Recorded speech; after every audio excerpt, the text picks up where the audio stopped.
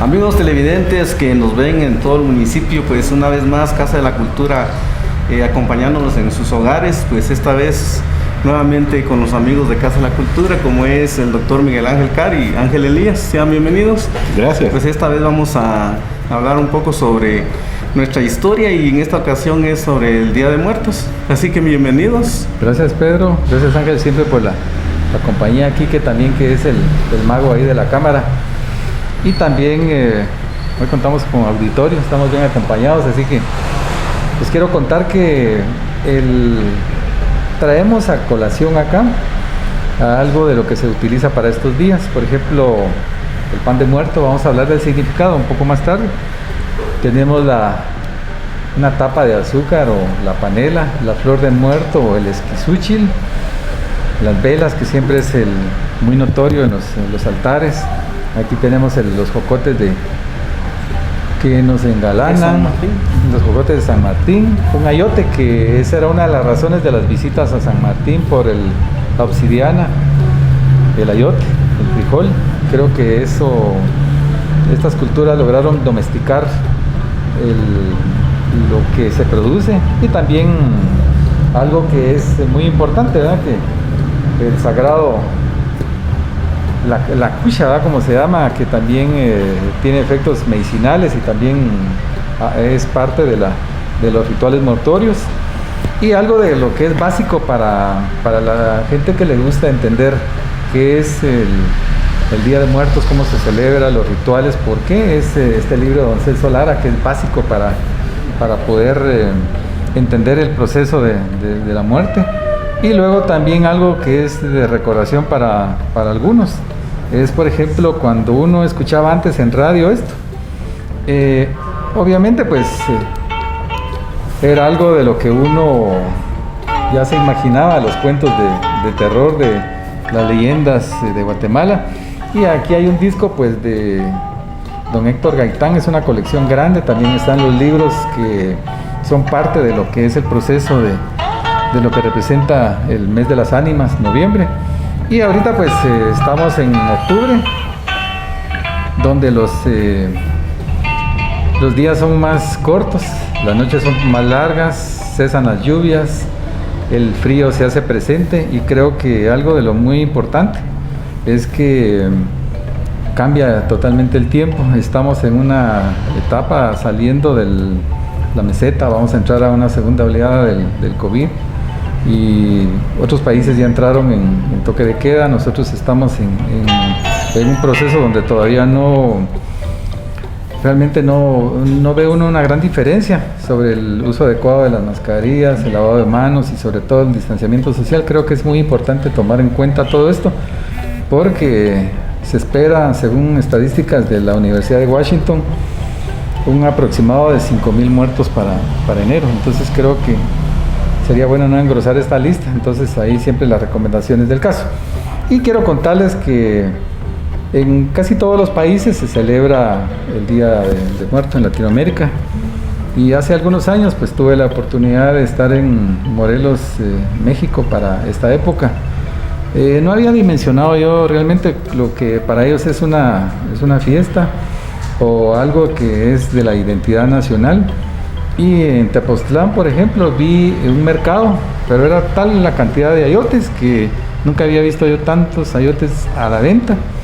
Aparte de eso, pues la flor de muerto, ellos lo venden en macetas chiquititas, así como las flores de Pascua, pero una cantidad tan exagerada que me quedé realmente sorprendido. En el mismo mercado habían ventas donde había papel picado, que es algo muy tradicional en estos lugares. También encontré figuras de la ciguanaba, que es en Fumi. Y luego en las noches, pues ahí por ejemplo, Jutepec, hay un lugar muy, muy bonito. Y uno encuentra pan de muerto de varios colores. Por ejemplo, está este que es como el pan de yemas, pero hay otro que es un poquito más rojo. Y eso vamos a explicar por qué. También hay incensarios, venden carbón, hay calaveritas. Es una cantidad de cosas que para ellos es totalmente, es algo que rompe con una de las fiestas grandes que ellos tienen. Y obviamente pues en Guatemala también vamos a hacer el comentario de qué es lo que nosotros vivimos en nuestras regiones. para entender realmente el proceso del Día de Muertos, o lo que se celebra en Guatemala el 1 y el 2 de noviembre. Entonces, esta fue una experiencia también que vi en los hoteles, en el ingreso, adornado con la flor de muerto. Muchos almacenes, las catrinas de distintos tamaños, muy hermosas, engalanadas con sus sombreros, sus festones, sus vestidos brillantes, y obviamente pues eso se impregna en el viajero. Y en los mercaditos pues las catrinas de distintos tamaños. Entonces, pero uno no va entendiendo todo eso hasta que va conociendo uno realmente lo que es todo el proceso. Y también pues Ángel nos contará su experiencia de qué es celebrar Día de Muertos en Ciudad de México, que ese es otro mundo también. Entonces, Ángel, ahí si nos puedes compartir algo de tu experiencia, y que eso se vio reflejado también en una exposición grande que hiciste de fotografía, que eso fue muy, muy especial para la celebración del Día de Muertos. Sí, el tema del Día de Muertos está muy ligado también al tema de la cosecha. En el calendario agrícola estas fechas son importantes porque se dan las principales cosechas de la temporada. En este caso los jocotes, el ayote, el maíz, son como los, pues de alguna manera los productos, o en este caso los alimentos que se cosechan durante esta época, y bueno, y que de alguna manera ha sido tomada durante ya varias generaciones como una celebración bastante grande. Realmente la celebración del Día de Muertos viene mucho más allá del calendario cristiano. En el calendario cristiano, principalmente en el católico, se recuerda el 1 de noviembre como el Día de los Santos y el 2 de noviembre como el Día de los Difuntos o el Día de los Muertos. Y a pesar de que se puede escuchar como un poco fuerte la palabra Día de Muertos, realmente es para recordar a los difuntos. Hablan del Día de los Difuntos para recordar a los ancestros. Realmente esa es la verdadera interpretación que se le da a esa época. El Día de los Difuntos en Guatemala no es tan celebrado como se celebra en México, que tiene una significancia especial. Poco a poco vamos a ir revelando por cuál es la razón. En Guatemala, el día importante o el día de fiesta es el Día de los Santos, que es hasta descanso, es un día de descanso y también día para visitar a los difuntos. Se celebra el Día de los Santos. Hay distintas manifestaciones artísticas en la actualidad, entre ellas los barriletes. Los barriletes también son como una representación, una insignia de esta época. Están los famosos barriletes gigantes que los mantienen en exhibición en Zumpango y en Santiago Zacatepeques, que son como los dos poblados más conocidos en ese sentido. Y en otros pueblos pues está la visita a los cementerios con la llegada de los parientes a los camposantos y la visita a sus difuntos. Pero también está el comer en los cementerios. Se come con los difuntos, se vuelve a compartir con ellos. Es compartir la mesa en ese momento. El Día de los Santos, el Día de Todos los Santos en Guatemala tiene esa particularidad de ser una época de color. Realmente es una época de color. En otras latitudes, principalmente en latitudes de Latinoamérica o en otras partes, pues es una fecha funesta, es una fecha oscura en el sentido de gris. En Guatemala y Mesoamérica es una fecha de jolgorio. Es una fecha alegre, es una fecha para recordar, y todo lo que implica la tradición de esa fecha implica colores: los barriletes, la comida, las celebraciones, los adornos. Ustedes ven cómo los cementerios se adornan de colores muy festivos, muy, muy vivos. Para nosotros es normal ver un cementerio coloreado, un cementerio de múltiples colores. Sin embargo, en otras latitudes eso lo ven como extraño, porque los cementerios generalmente son grises, de tonalidades grises, en esa paleta de colores. En Guatemala es diferente. En Guatemala la tradición es del color de los jocotes, del color de la flor de muerto, también conocido como el cempasúchil, el color del fiambre, que es como muy particular, de la comida del fiambre. Entonces, en Guatemala, tanto en toda Mesoamérica como en Guatemala, Recordar a los difuntos y recordar a los que ya partieron, pues tiene un significado particular, principalmente muy ligado al color y a la celebración. Los cementerios se llenan también de grupos musicales. Bueno, se llenaban por lo menos hasta el año pasado con grupos musicales. Las casas arman sus propios altares con la comida que le gusta a los difuntos, con colores, con flor de muerto que se coloca en las entradas de las casas. Y esto tiene una particularidad porque el color del cempasúchil marca las entradas a los difuntos. El olor y el color según cuenta la tradición, el olor y el color del cempasúchil, o en el caso de la flor de muerto, es lo que atrae a los difuntos para que encuentren su regreso, su ida y su regreso del mundo de los muertos. Entonces esa parte es importante. Se dice que los muertos o los difuntos aparecen a la medianoche del 1 de noviembre y se van a la medianoche del 2 de noviembre. 2 días pasan entre sus parientes, visitándolos y regresando y recordando. Por eso es importante para la tradición guatemalteca mantener los altares. Los altares son muy muy importantes. Los ayotes, las calabazas, el pan, los jocotes, los peruleros, los huisquiles, los elotes cocidos.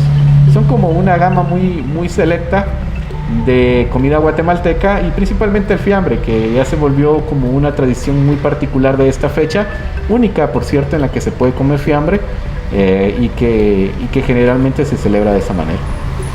Con respecto a lo que estabas hablando, Ángel, por ejemplo, en San Martín pues está la flor de muerto, que es una flor más sencilla, pero esta es una flor que le llaman doble también, que es que es pura rosita, que es la flor de los 20 pétalos. Hay una leyenda al respecto que explica que la flor de muerto pues es Huitzilin y Xochitl, que es una pareja de amantes.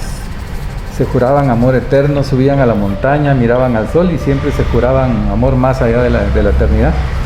Pero suenan los tambores de guerra y mandan al joven guerrero a combate, y obviamente pues la tristeza invade a la novia, y llegan las noticias de que él ha muerto en combate. Entonces ella sube a la montaña y le pide a Tonatiuh, el dios sol, que ya no quiere vivir y que la convierta.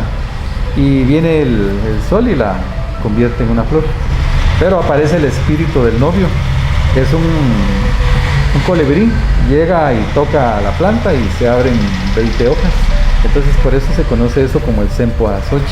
Sempoal, que significa 20, y Xochitl, que significa entonces esa flor. es una leyenda de amor, ¿verdad? Que también tiene un significado muy profundo, y sobre todo pues estaba leyendo de que en México tienen preparados más de 1.200.000 macetas para entregar. Entonces aquí está con la Pascua para Navidad. Exactamente, entonces aquí nosotros estamos acostumbrados a comprar la flor de muerto, pero así en manojo, pero ellos ya lo hacen en maceta, y obviamente pues es más fácil transportar para adornar la casa y tener en algún momento pues siempre la presencia viva esta de la flor de muerto, y sobre todo el olor característico que cuando uno percibe el aroma es fuerte también. Es fuerte, y esa es la flor de muerto. Una pregunta, nuestros ancestros, ¿qué pensaban ellos sobre la muerte? Pues el concepto de muerte para el mundo prehispánico pues tiene una connotación muy especial. En el mundo judeocristiano pues la muerte es como el fin y el final de todo, pero en el mundo prehispánico es un estado, nada más es la continuación. En el mundo judeocristiano estar vivo, estar muerto, pero al llegar la muerte hay dos caminos: o va uno para el cielo o va uno para el infierno, pero hay un intermedio que es el purgatorio. En cambio, en el mundo prehispánico es totalmente distinta la visión que hay al respecto de la muerte, que es una transición nada más. Y por eso es de que se celebran en algún momento mencionan en las cuevas, en base a los calendarios, hacen siempre peticiones por las personas que se fueron. Entonces ahí es donde uno ve una gran diferencia. Y creo que Ángel escribió algo muy, muy interesante acerca del inframundo, que era Ángel lo que mencionabas acerca del paso de la vida hacia la muerte, la transición que había, y es donde uno ve el concepto de cómo es que se separan, y obviamente con la conquista de la colonización, pues entonces ahí uno aprende otros conceptos de vida y muerte, pero el concepto real del mundo prehispánico era totalmente distinto. Hay una leyenda que es muy difundida y que todavía se escucha en la tradición oral de los pueblos, principalmente del altiplano en Guatemala. Es el perro como acompañante de la muerte. Los abuelitos decían que no se maltrataran a un perro, que no maltrataran a los perros porque son quienes lo van a atravesar el río de la muerte. Tratando de investigar un poco en torno a de dónde provenía eso, porque en alguna ocasión mi tía me dijo lo mismo, y me quedó la curiosidad durante muchos años de dónde viene ese pensamiento de que el perro es el acompañante de la muerte. Pues descubrí que en México esta tradición está muy difundida. Hay unos perritos que son unos perritos negros. El xoloscuintle. El xoloscuintle es un perro prehispánico, un perro de América, antes del que existía antes de la llegada de los españoles. Todavía existe. Estos perritos son unos perros sin pelo, negros, que acompañaban en aquel entonces a las poblaciones que habitaban, y que era el guía de la muerte en aquel entonces. Entonces de ahí es donde viene la tradición de entender de que el perro es un acompañante de la muerte, y que acompaña a la gente en ese transitar. Dentro del mundo mesoamericano, porque realmente abarca todo el mundo mesoamericano, la muerte no está vista como tal, sino como una transición. No es un fin, sino es una transición hacia otro estado. No hay un fin como tal. Dice el tema de la muerte en el mundo maya, pues tiene diversas interpretaciones. Para entenderlo va mucho más allá de quererlo ver desde el punto de vista occidental. Primero debemos desconectarnos del tema del infierno, del cielo, porque eso no existe dentro del mundo indígena. En el mundo maya no existe. Existe un supramundo, un mundo terrenal y un inframundo, al que se les da el nombre de Xibalbá, en que en idioma maya quiché significa el lugar del miedo. Xibalbá no tiene una relación con el infierno cristiano. Es un lugar de pruebas que está debajo de nosotros, donde están las enfermedades, pero también las curas, donde está la muerte, pero como renovación, no como un fin. Es de esta manera difícil de entender que en un principio, porque dentro de la formación occidental se nos enseña que para el bien existe el mal, pero en la cultura maya solo existen desequilibrios, y esas variaciones energéticas provocan enfermedades. Es la noche del cuerpo, es la oscuridad de las cavernas. Según el Popol Vuh, en Xibalbá existían dos grandes líderes, quienes eran los que ponían las pruebas a quienes se atrevían a buscarlos: Junquemé y Bucuquemé, que traducido puede ser como el 1 muerte o el 7 muerte y 7 muerte. Ellos regían el inframundo y eran quienes daban las curas para ellas. En el calendario maya, el calendario lunar maya, también llamado Tzolk'in, existen 13 días de los 260 dedicados al Quemé. Entonces esto realmente hay como mucho tema para platicar en ese sentido sobre la muerte. En esta época es cuando se recuerdan a los abuelos, se recuerda a quienes ya trascendieron, que se le domina así, y se les da con altares que van dedicados a ellos. Generalmente se le colocan cosas personales que quedaron de esa época, como fotografías o recuerdos, y se le coloca en el altar las cosas que ellos más querían: la comida, las bebidas, los objetos, los olores. Realmente es como un homenaje para recordar a quien ya partió. Eso sucede en México también. La tradición de los altares es bastante grande. Adorna con cempasúchil y hacen 3 niveles, hacen como una especie de pirámide, un altar como piramidal de 3 niveles, donde riegan la flor de muerto, para que sepan el camino de regreso y el camino de ida y de regreso del mundo de los muertos, y se le coloca su bebida favorita, su música favorita. O sea, realmente se le coloca como las cosas para recordarlo y que el difunto cuando regrese pues se sienta bien. El concepto de la muerte, luego de esta explicación, el concepto judio-cristiano, pues eso parte desde Oriente. Eso se le llama a los restos de los mártires. En Roma existía el Panteón de Agripa, que ahí estaban los santos y los restos de los mártires. Después de que el cristianismo se oficializa, entonces hay ya un concepto de celebrar a los santos. Y luego ya como en el año 800 dice que se oficializa ya no una fiesta de una población, una iglesia, una localidad, sino que es a nivel ya general en todo el mundo. Parte ya lo que es la celebración del Día de los Santos y de los fieles difuntos.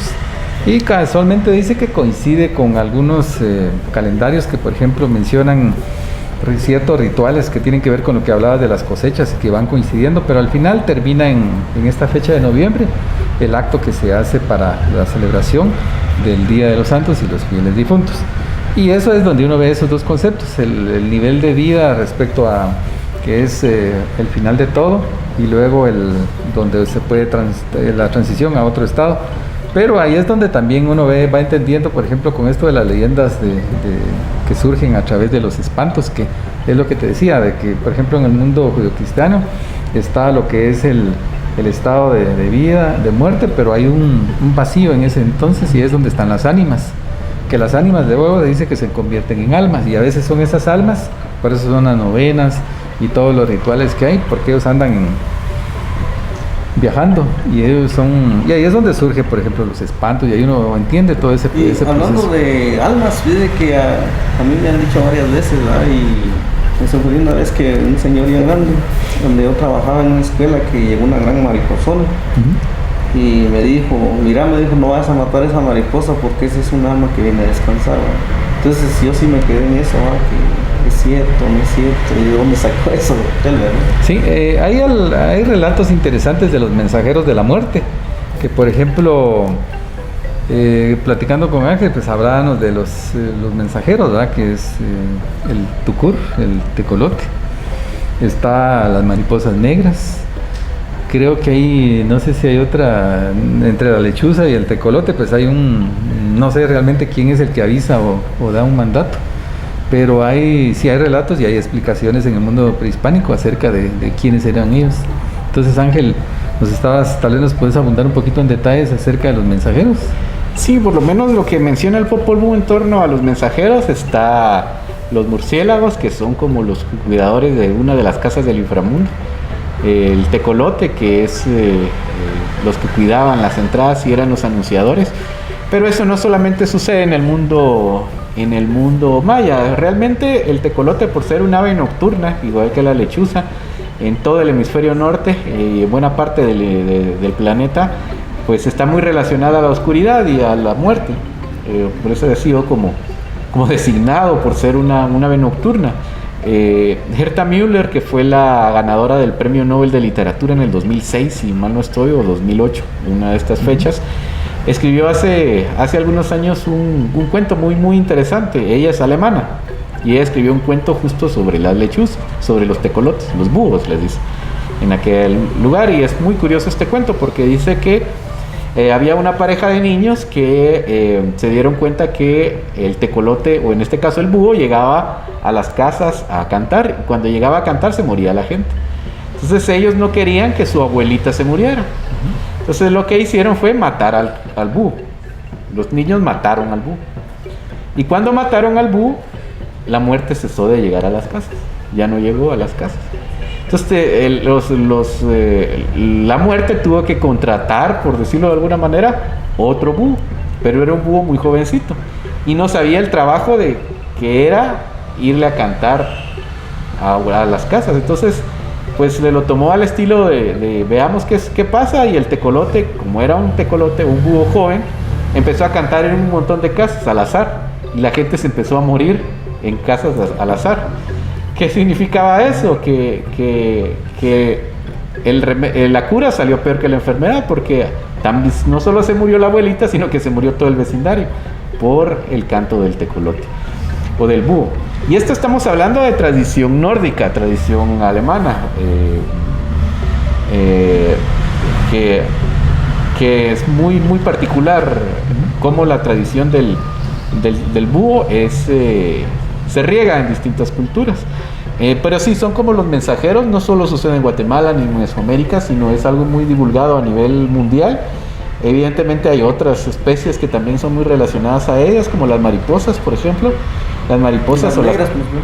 Y las negras sí han tenido como una tacha por ser negras, ¿verdad? Siempre se pero es más un prejuicio que algo realmente que sea así. Pero sí se les relaciona mucho con la muerte y con la oscuridad, pero evidentemente no, ya cuando lo vemos en el lado de la realidad no es necesariamente así. Sin embargo, se le ha tachado de esa manera. Un detalle muy interesante sobre el 1 de noviembre y sobre estas fechas es que el 1 de noviembre queda justamente a 52 días del solsticio de invierno. ¿Por qué es importante esto? Porque los 52 días son 4 ciclos de 13 días dentro del calendario, que esos 4 ciclos de 52 días deriva justamente en el solsticio de invierno, que es el 21 de diciembre, entre el 20 y el 21 de diciembre. Entonces nos damos cuenta cómo la matemática, ¿por qué se celebra en estas fechas justamente? Pues es por eso, porque es una fecha de cosechas, es la preparación para el solsticio, para el solsticio de invierno, que en la antigua Roma pues era la resurrección del sol, era la restauración del sol. En México era el cumpleaños de Huitzilopochtli, que era el dios de la guerra, entonces que era justamente el colibrí. Entonces siempre existe una relación muy importante entre las fechas y los números. Sí, porque de plano por eso es el cambio de clima y el airecito, ¿va? Que el cambio todo el mundo clima. Dice, pues ya se siente el aire helado del Día de los Santos, el Día de Juntos. Hay una anécdota muy particular que vivimos hace años en la zona 1. Se resulta que en un matasano, en un residencial, llegaba un tecolote o una lechuza y estuvo varias noches cantando. A alguien no le gustó mucho eso porque me imagino que ya sabía algo y vienen y le disparan y ya no se supo más del tecolote.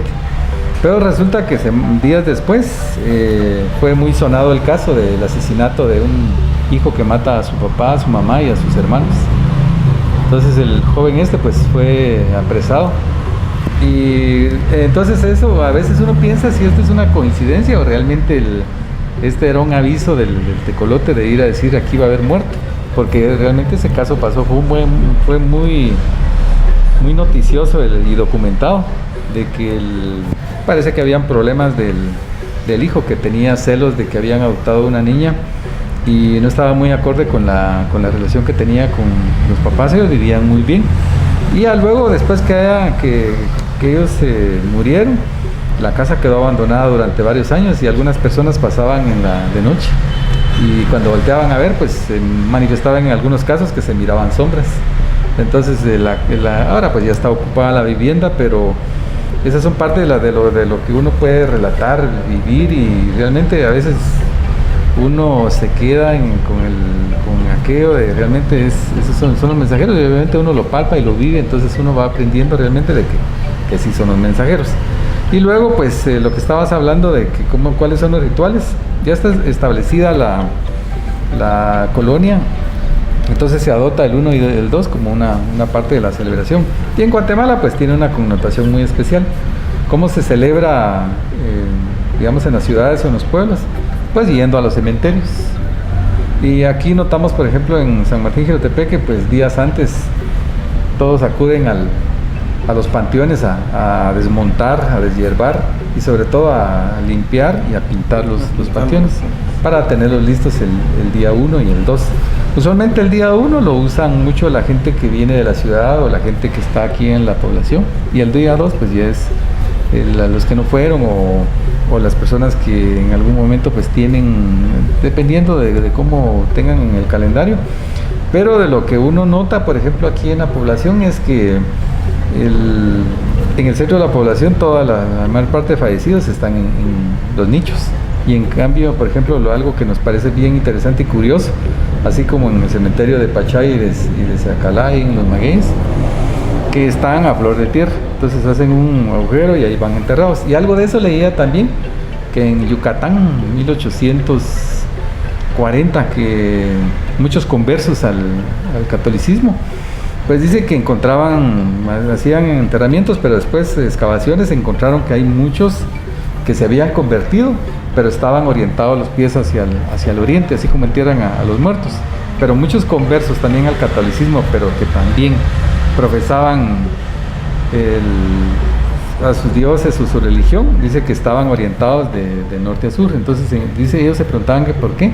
Obviamente pues eran parte de los rituales, y uno de ellos también dice que los encontraban así acucliados, entonces y con algún tipo de ofrenda que llevaban. Entonces ahí es donde uno ve que a pesar que haya esa unión de sincretismo, de adoptar costumbres, pues los rituales no se pierden, eso siguen y perduran.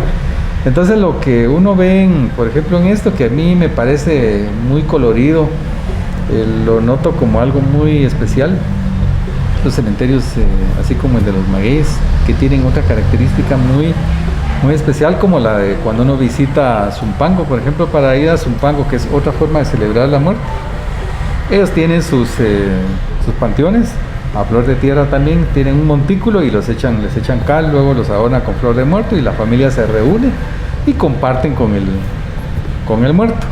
Luego de eso pues uno va al campo de fútbol a ver la exhibición de barriletes y el vuelo, pero barriletes gigantes que han preparado meses antes, y que ellos manifiestan que son 150,000 personas que asisten al vuelo de barriletes. Y es un colorido pero impresionante, pero casualmente ese día a veces no hay aire, no sé qué pasa, pero ese día nunca, o a veces llueve, entonces se pierde un poco el ceremonial. Pero si uno va un poquito más lejos, a Santiago Zacatepec, ese es otro mundo eso. Ahí están en el cementerio los barriletes gigantes de 15 a 20 metros, los elevan, los ponen en exhibición y luego pues ahí está todo el mundo, todo el público agolpado. Es como que fuera pura feria donde mucha gente asiste, hay comercio, hay música, hay comida, hay de todo. Y pues alguien va a este cementerio y ve que toda la gente que va de la ciudad pues se paran en las tumbas, y entonces uno dice, realmente hay respeto por... Eso le iba a comentar, que para correr con los barriletes encima de las tumbas van corriendo. Sí, entonces todo eso pues hay que entender todo eso, ¿va? Porque está la cantidad de personas que no se puede estar uno en un punto especial, porque a veces no se puede ver porque se agolpan. Luego, un poquito más hacia el sur, uno puede ir a Villanueva, por ejemplo, y una forma de celebrar a los muertos es el baile de los fieros, que son comparsas, también se celebra con baile, hay desfiles y es toda algarabía. Si uno se dirige al occidente del país, por ejemplo, la carrera de las ánimas, en Huehuetenango, en Todos Santos, que ahí la carrera de los caballos del cementerio, creo que van a la iglesia, son varios recorridos. Y es algo que es muy vistoso. Nunca he podido tener la oportunidad de asistir, pero es fabuloso. Si uno Disculpe, me estaban contando sobre esa carrera, que todo jinete que va en el caballo dice que no hay ni uno que va así sano, sino que todo sí, parece que han tenido días de abstinencia, que se cuidan y ese día pues lo dedican especialmente a correr, pero en cada vuelta se van echando su traguito de cucha, ya con un trago ya anda un poquito más animados, pero ya en una de tantas se han caído. Dice que es algo muy concurrido, hay que llegar un día antes, reservar hotel y estar para poder presenciar.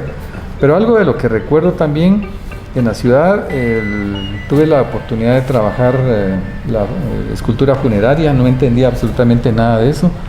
Leí todo lo que había al respecto del cementerio general, y ahí es donde entendí también de que anteriormente en la ciudad de Guatemala el cementerio estaba atrás de Catedral, donde está el mercado, era el cementerio del Sagrario. Ahí se enterraban a personas importantes, por eso hay visita para estos días de las catacumbas, y es algo muy peculiar. Pero parece que el cementerio era insuficiente, entonces ya lo trasladan donde está el San Juan de Dios. Y de donde está el San Juan de Dios, ya con las nuevas normas, las leyes, igual pasó con San Martín, que los cementerios se fueron haciendo un poquito más lejos, y ahí es donde ya está el Cementerio General de Guatemala. Pero esta escultura funeraria es de tal calidad que las familias que tenían mucho dinero pues importaban piezas de Europa, y usualmente era en Italia. Por ejemplo, hay una de las tumbas que lamentablemente acaban de destruir parte de los adornos. La familia Goicolea tenía hay que verlo, es para disfrutarlo, pero entre todo esto dice que ahí se encuentra un mundo en pequeño de Guatemala. Ahí hay tumbas pequeñas, tumbas fastuosas, estilo egipcio, encontrarse estilo revolucionario, personajes importantes, pintores, grandes literatos, presidentes, y encuentra uno a todos. Hay que ir cuadra por cuadra, es casi una caballería de extensión de terreno, no da tiempo para visitar tanto, pero lo que uno se maravilla es con la escultura funeraria. Hay piezas donde uno ve que tienen anclas o tienen algún, y todo eso es un simbolismo especial acerca del ritual funerario. Obviamente, pues cuando uno va ahí a tomar fotografía, siempre uno va acompañado porque le dicen, ahí tenés cuidado porque o asaltan o te espantan. Entonces hay relatos, ¿verdad?, de gente que está trabajando, haciendo limpieza, cuando de repente están jalando así en el suéter o la camisa, y cuando uno voltea no hay nada. Entonces ahí dice que y entra a veces uno con un poco de temor, pero al final pues uno va perdiendo eso como uno va a hacer un tipo de trabajo.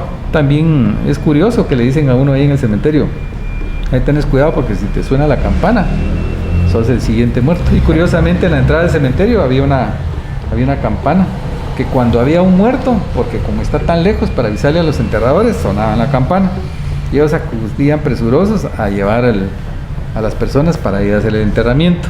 Pero como ya con el tiempo empezaron otros medios de comunicación, entonces dice que la campana pues la retiraron y la colocaron, pero a veces entra alguna persona y prende ¡pum! ¡Pum! Seguro que el otro año está muerto. Entonces dice que esas son de las cosas curiosas que pasan ahí en la ciudad, y hay tantas historias que tiene el cementerio que ahora hay hasta visitas guiadas y donde uno puede ir a hacer un recorrido, pero lamentablemente pasa como en todos lados, que no hay el cuidado para las esculturas, para toda la herrería, que todo eso tiene más de 100 años. El terremoto del 17 y del 18 acabó con parte de lo que quedaba, pero se volvió a restaurar, y ellos tenían una alameda muy, muy hermosa, y es algo que también perdió el cementerio de San Martín Jilotepeque, que habían árboles, una arboleda hermosa, no puedo precisar las especies, pero luego, por ejemplo, ahora colocaron una sombra horrible que es de metal, que eso no luce realmente en un cementerio. Eso no es así un cementerio, porque bueno, ese fue en su tiempo.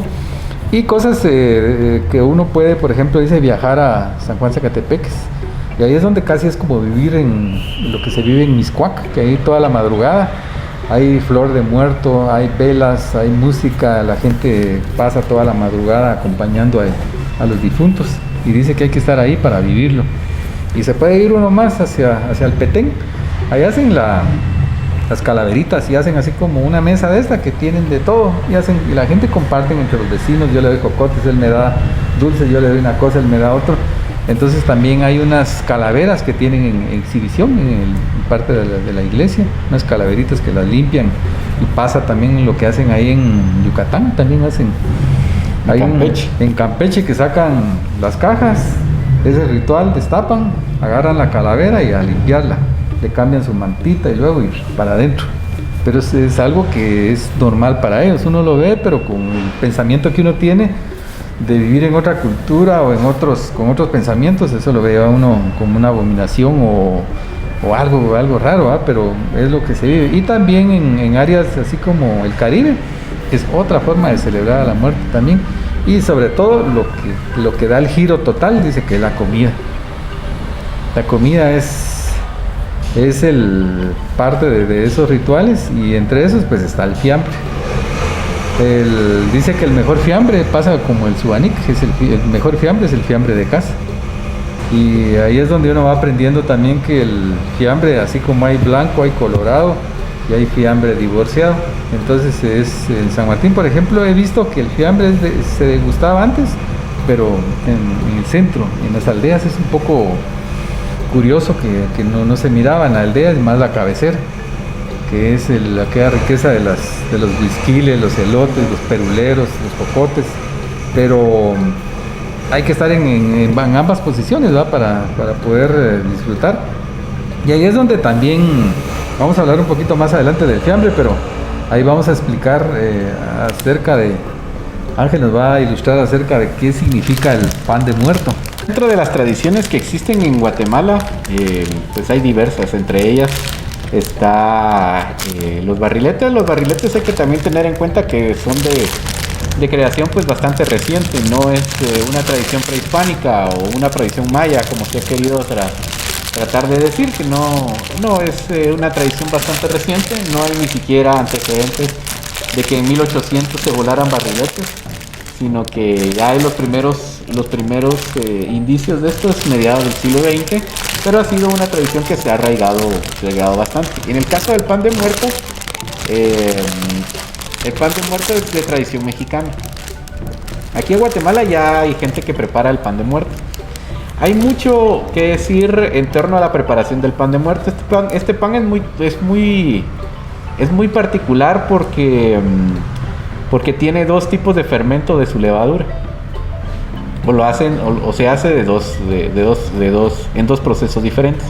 Es un proceso bien tardado, a diferencia del pan tradicional que se hace un simple fermento de la levadura. En este caso no, este se hace dos, por eso es tardado. Lleva harina, lleva la levadura, lleva leche, lleva jugo de naranja.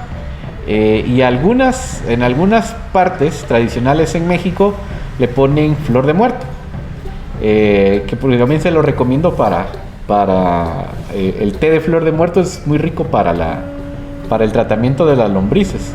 Utilizan el té de flor de muerto y también lo utilizan para hacer jaleas y para darle condimento a la comida, para preparar ensaladas. También utilizan la flor de muerto. Realmente la flor de muerto es una flor comestible. En Guatemala es raro que alguien se coma la flor de muerto, porque no, o sea, es como raro, pero no es una flor de las flores comestibles. Nadie nos ha enseñado realmente. Sí, es como cuando dicen y se comen los zompopos, es lo mismo. Realmente estas son de las flores que son comestibles, entonces todos estos ingredientes se colocan acá. En la primera parte pues se hace todo el huevo, la levadura, se hace la harina, y se le echa el jugo de naranja y se amasa.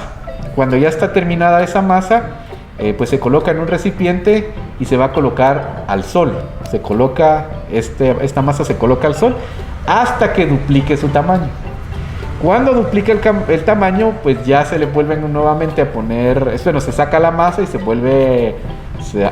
reamasa y se le empieza a dar la forma del bolillo, o sea, del pan. Se hace la forma del pan y se le hace una como costura abajo y se le hacen, porque este pan, si ustedes lo pueden apreciar ahí, este pan, como ustedes pueden ver, tiene como ramitas y una bolita en el centro. Realmente esas ramitas que se ven ahí simbolizan huesitos, son huesitos del pan. Y la bolita de arriba es una calavera, que representa una calavera. Pero se dice que la leyenda, a lo mejor negra, cuenta de que estos era una ofrenda que se hacía a Huitzilopochtli durante estas épocas, y eran tamales de carne humana en el mundo prehispánico azteca. Eso cuentan los frailes. Cuando vinieron los frailes, pues cambiaron los tamales con carne humana a tamales en este caso a harina, lo cambian a harina. Y eso, como les digo, pues es una como leyenda negra. No se puede comprobar del todo que la antropofagia haya sido muy común en los pueblos mesoamericanos. Probablemente hubo, como ha habido en muchas culturas, pero no es que fuera ultra tradicional o normalizado, sino que si lo hubo fue en momentos particulares. En el caso del pan de muerto, pues esto fue cambiado por harina, y simbolizando los huesitos, pues esto. En el momento de la preparación, cuando la masa ya duplicó su tamaño, pues se hace la forma de los huesitos, el bolillo, se coloca nuevamente los huesitos, se le coloca la calaverita o se le coloca la bolita de masa encima y se vuelve a colocar el sol para que duplique nuevamente su tamaño. Cuando ya duplicó su tamaño, estamos hablando de que este pan que ustedes ven ahí fue un pan, comenzó como un pan pequeño, y ya cuando duplicó su tamaño, hasta entonces se hornea durante 30 minutos hasta que se dora. Luego en algunos casos se unta con mantequilla y se le echa azúcar encima. La particularidad de este pan es que es un pan muy esponjoso, muy esponjoso. Por eso es el pan tradicional de muerto. Tiene una sensación muy agradable al paladar. Y es dulce. Y es dulce. Sí. Entonces, como tiene una sensación muy agradable al paladar, la gente lo busca mucho durante esta época. ¿Y con qué se acompaña? ¿Póngale de bebidas? Bueno, se puede acompañar con café, se acompaña con chocolate. Realmente es como un pan para comer durante estos días. Ya en otras partes, en otras regiones de México, ya lo rellenan con manjar, o les echan jalea, o les echan algún tipo de relleno, o los untan con mermelada. Realmente ya existe. O sea que al escuchar eso, o sea que es un pan bien delicioso. Es un pan muy rico. Por ejemplo, en México ahorita están sacando un pan como este pan de muerto, pero con forma de tortuga. Entonces solo le ponen la cabecita y las patitas, y ya como es abombado, pues ya hace la coraza, ¿no? La coraza del pan de muerto. Entonces, o sea, dentro de la tradición, pues hay variaciones, evidentemente, para atraer pues, los compradores. Es un pan muy rico, es un pan muy esponjoso, es un pan con mucha sensación a sabor de leche, pero también tiene un toque ácido, el de la naranja, y por ahí se le siente el sabor a la flor de muerto. En Guatemala ya empieza como la tradición, ya se empiezan a encontrar pan de muerto en algunas panaderías. No son en todas las panaderías que se encuentra pan de muerto. El pan de muerto original de México es muy muy delicioso, realmente es muy rico, y es más azucarado. Tiene mantequilla y es más azucarado. Realmente la recomendación gastronómica de estas fechas es el pan de muerto es inamovible. Solo se hace el pan de muerto entre septiembre y noviembre. En esas fechas se hace pan de muerto, aunque hay panaderías en Ciudad de México donde preparan pan de muerto todo el año. O sea, si uno quiere seguir disfrutando, pues... Sí, y hay gente que espera, en México hay gente que espera esta época para probar el pan de muerto, porque tiene un sabor muy particular. No,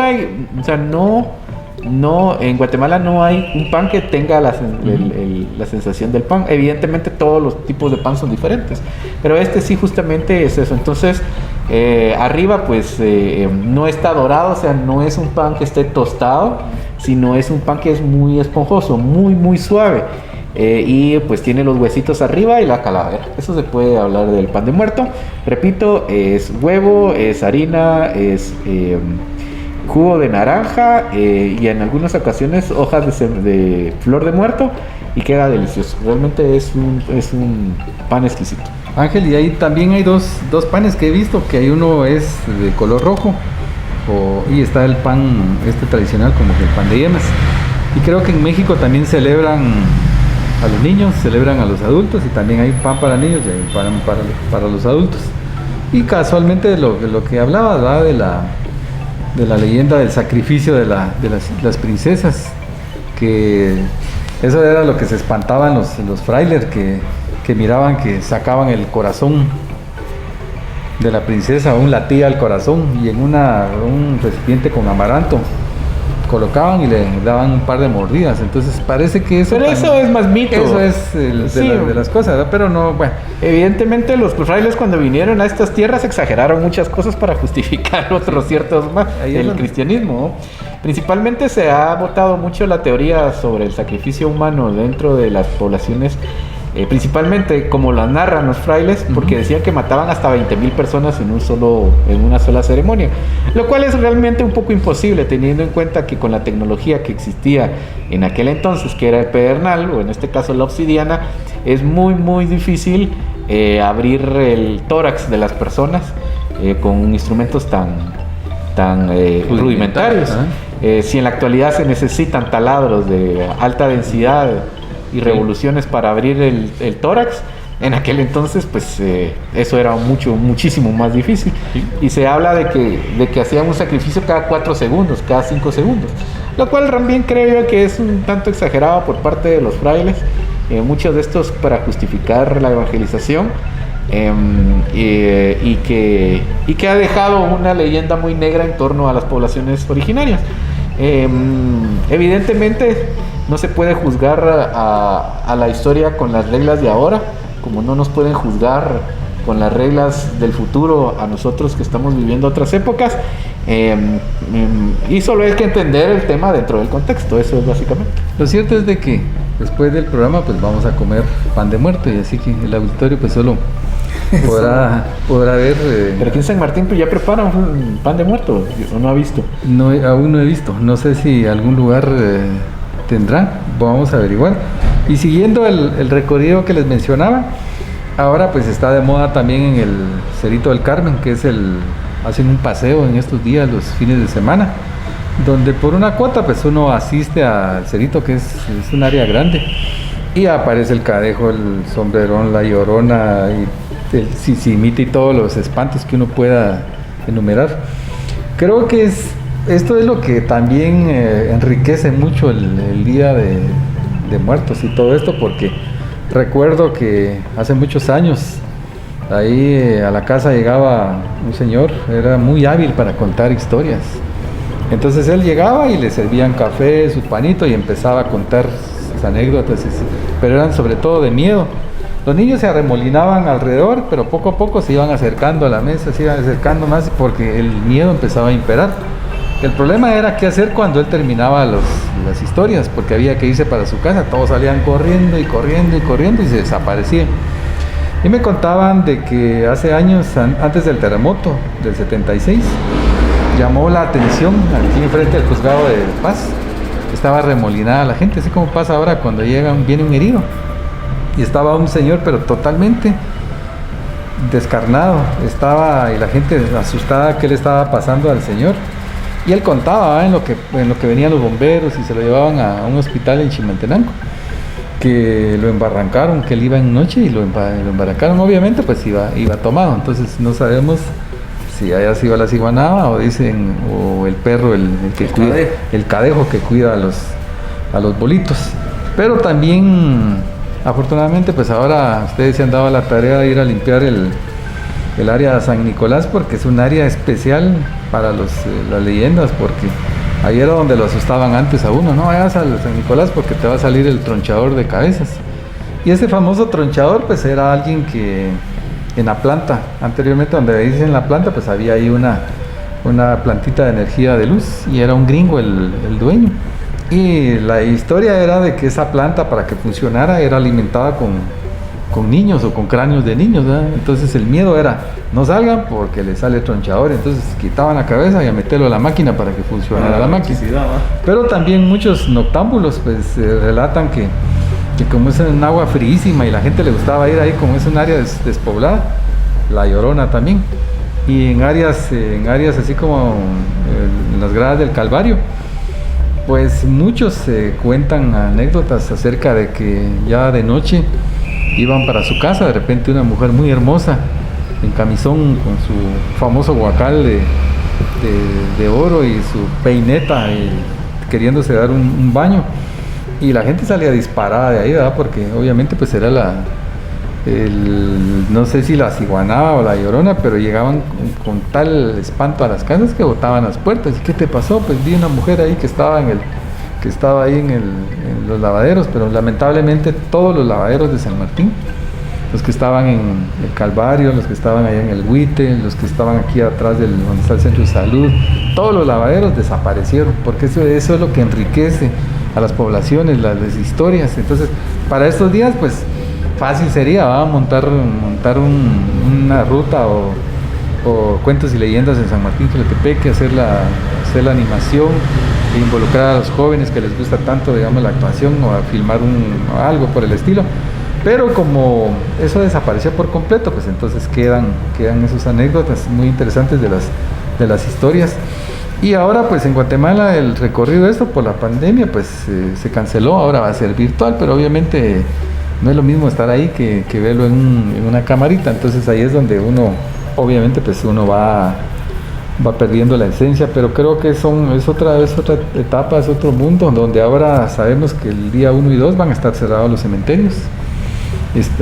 La festividad de Guadalupe en Ciudad de México pues se canceló, no pueden llegar más de 12 millones de personas porque eso dispararía las alertas. Igualmente en Guatemala pues están recomendando visitar en pequeñas cantidades a los panteones. Y obviamente pues como hemos vivido y hemos recordado y hemos estado en tantos lugares, pues yo creo que eso será a largo plazo pues experiencias que vamos a acumular el día que nos fuimos el día 1 porque a mí me encantaba para estos días ir al cementerio de los Magueyes y acompañar allá a la familia del amigo Marcial Díaz, Yo lo pongo como ejemplo de que, por ejemplo, uno va al cementerio de la población en Guatemala, pues usualmente es el núcleo, el papá, la mamá, un hijo y 2, 3, 5, 10 gentes, pero ahí está toda la familia. Y la familia celebrando o compartiendo con el difunto. Y aparte de eso, pues hay marimba, hay celebración, no hay congoja, no hay tristeza, no, que es algo... Esa es la forma de San Martineco, cómo celebrar el día del... Sí, y el panteón pues está ahí a flor de tierra, es sentarse, hincarse ahí, comer jocotes, y los niños ahí corriendo, volando sus barriletitos de esos sencitos de a quetzal o de 2 quetzales o 5 quetzales que cuestan ahora. Y uno disfruta todo eso porque uno ve ese tipo de celebración. Obviamente, pues así como se celebra en Guatemala, pues es la visita a los cementerios y luego regresar a casa, que también me encanta eso, que es un ritual. Está la mesa, se sirve el fiambre, se sirve el fiambre y ahí es una cosa pero riquísima, se acompaña de una bebida y al final los postres, los ayotes en dulce, los jocotes en dulce, los garbanzos, es una cosa exquisita que solo de recordar eso, pues uno ya solo se imagina esas etapas y ahí es donde uno entiende de que el fiambre, pues dice don Celso Lara en su libro, que es lo que identifica al guatemalteco, que todas las verduritas que tiene, pues es rememorar al mundo prehispánico, las carnes, toda la parte española y las alcaparras, todas las especies y los aceites, lo que trae el mundo árabe, esa conjunción, y por eso dice que el guatemalteco es tan complejo y tan barroco que es difícil de entender, que por eso son todos estos problemas que uno enfrenta en Guatemala, que yo creo que es así como el fiambre, es un enredo de todo, y dice que lleva más de 50 ingredientes. Lo curioso es de que, por ejemplo, ese fiambre divorciado que se consume en Oriente, es como un buffet, de un lado están las carnitas y de otro lado están, entonces uno pasa y solo hace su preparación. Ya luego los otros que uno consume, por ejemplo, en el occidente son esos fiambres blancos, que lo que le da la esencia es el caldillo de la papa y como eso dice que son 3 días de preparación usualmente eso es lo más delicado. Y también eso dice que también es un ejemplo para las nuevas generaciones. Nos contaban que se ha perdido mucho de la cocina guatemalteca porque ya los jóvenes no se involucran, no quieren cocinar, no quieren aprender. Pues ahí es el momento especial para estos días de que las hijas aprendan de la mamá cómo se cocinan, cómo se cose el elote, cómo se preparan, cuál es el tiempo de duración. Bueno, las hijas y los hijos. Los hijos también. Y luego el fiambre, ¿verdad? Porque uno solo, en el caso mío, pues yo solo veo cómo me gusta tomar fotos y veo cómo lo hacen. Pero bueno, uno nunca toma la delicadeza de cortar, de preparar el tiempo y sobre todo de tener toda esa cantidad de cosas. Y ahí es donde surgen las historias, se cuentan eso es la riqueza, dice. Y ahí es donde también se involucra a la familia, decir, bueno, vos cortás esto, yo voy a comprar esto, alguien hace esto. Y obviamente pues ese día es una exquisitez comer el fiambre. En su momento pues he tenido la oportunidad de probar todos los fiambres que he podido. Y todos son exquisitos, todos tienen una cosa muy, muy particular. Y obviamente pues también no hay como estar ahí en un cementerio y acompañar a una familia, lo miran a uno, no sé si le miran cara de hambre o le dicen a uno, mire, ¿no quieren su whisky? Y uno está con su whiskycito con sal, unos pedazos. Para compartir, ¿no? Sí, compartir con el muerto, hablar las bondades de él y pues de vez en cuando le dicen a uno, mire, ¿no quieren su traguito de cucha? Y dice uno, es algo que se vive en las poblaciones. Y obviamente pues uno que lo lee, lo comparte experiencias, ha estado en otros lados y uno entiende y que esa es la riqueza de la que tiene Guatemala, es algo que nos identifica y es algo de lo que vamos a hablar y seguiremos hablando siempre de todo lo que es el poder que tiene esas festividades, porque son de las cosas grandes que se viven en Guatemala. Por ejemplo, así como vemos las flores, preparar todo lo que se va a dejar al panteón. Y sobre todo, luego los barriletes, que ¿quién no ha volado un barrilete en San Martín? Antes en el Cerro Pelón, uno iba a robar prácticamente, porque no iba a comprar la paja esa, ahí donde doña Lola Coyota, decía uno, vamos a doña Lola, pero que no esté la señora y arrancarla. Entonces uno llevaba después a su casa a hacer los cortes, ¿verdad?, de la cañita.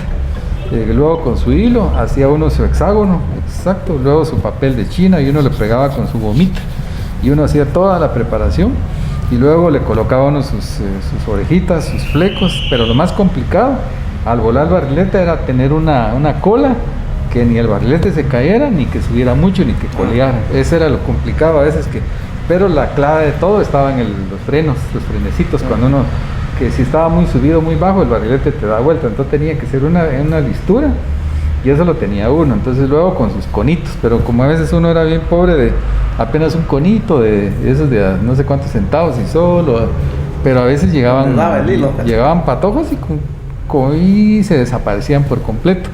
Y lo alegre de esos tiempos era ponerle los telegramas, porque como uno decían ponerle un telegrama, entonces uno un fleco lo rompía y le colocaba, y al momento de empujarlo eso se disparaba, o hojitas. Pero también habían maldades, ¿verdad? Que habían patojos que llevaban los chichiguates, es dos piedras con una pita, y a tirarlo y a botar los barriletes. Y si no, también alguien que le caía mal venían y le tiraban con un bodocazo y botaban los barriletes. Entonces eran de las maldades que se vivían, era alegre eso. Y obviamente pues el cerro cambió totalmente, ¿verdad? Con los árboles, y que la electricidad era muy peligroso. Y ahora pues no hay dónde volar, yo creo que solo en algunos campos baldíos que quedan. Pero bueno, de los niños ahora, lo curioso que me gustó ver ahora es que en la plaza, cuando estaba desocupada, pues habían niños volando barrilete, y los niños de los comerciantes. Eso era lo más curioso de todo, pero eso es algo de lo que uno ve siempre y vive, de que la fiesta, la celebración, pues sí, también lo que explicabas de que era el hilo conductor, ¿verdad? El hilo que cuentan ahí en Zumpango, que ahí espantaban mucho, entonces consultaron a personas que se especializan en eso y les dijeron que la única forma de espantar a los que están haciendo bulla era con el sonido de los barriletes, y como hacen de tanto movimiento, entonces ahí se espantaron los espantos, y ahí de esa forma pues se quedó la tradición. Pero una de las cosas, hay que estar en el lugar para vivirlo, y es algo de lo que uno se puede apreciar. Igual que con Ángel hemos compartido ahí las visitas ahí como invitados y como no invitados ahí a Zumpango, que hemos ido a ver y disfrutar, comer y estar ahí en todo eso, y uno obviamente se maravilla. Una vez, un año, tuvimos aquí al amigo Federico Carranza, y él vino a dar un taller del barrilete, que sería interesante también a futuro, a la Casa de la Cultura, invitar a uno de los grandes propulsores de lo que es el barilete, a hacer los tallercitos esos para ver y que no se pierda nada de esto. Los niños han dejado de hacer barriletes, y yo creo que eso es fundamental también para las habilidades, que los niños aprendan a confeccionar su propio barrilete, que algo era muy común antes, porque era conseguir el papel de China y tener todos los artefactos, y uno podía prepararse. Entonces es algo de lo que realmente hemos vivido y hemos compartido en todo el tiempo que llevamos, y pues hemos celebrado también, hemos recordado a muchos amigos que ya partieron, familia, y siempre estarán en el recuerdo, y siempre los visitamos, a veces no en los días propios o precisos, pero es parte de lo que es el compartir. Siempre estamos ligados, dice, a la muerte. Entre el proceso de vida y muerte estamos ligados, y por eso es que se celebra, es la festividad del Día de los Santos y los Fieles Difuntos, pero es obviamente la celebración a algo que en algún momento pues acontece, que es la muerte. Bueno, no sé, Ángel, si quieres agregar algo más. Pues que disfruten estas festividades, que disfruten estos reencuentros familiares, y que sea también un canto a la vida y a la reconciliación familiar, y de reflexión principalmente. Exacto. Bueno, amigos televidentes que siempre nos están sintonizando, gracias a ustedes también que nos apoyan como Casa de la Cultura. También quiero agradecer a Ángela Coloma, una fiel que nos sigue siempre con nuestros programas. Ella nos ha donado jocotes, muchas gracias. Pues gracias a todos los sanmartinecos que siempre siguen nuestro programa. Es así como finalizamos una vez más, y los esperamos en una próxima oportunidad.